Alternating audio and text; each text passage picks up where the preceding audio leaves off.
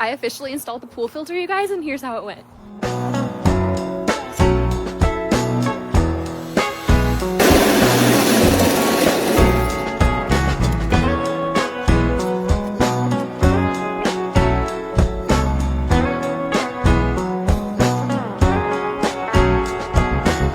Let's do the other.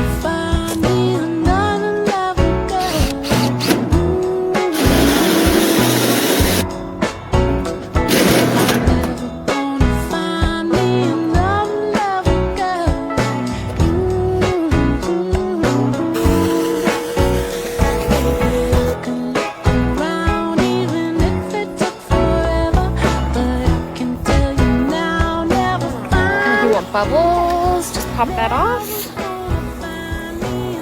I'm so excited that we did it. So worth it.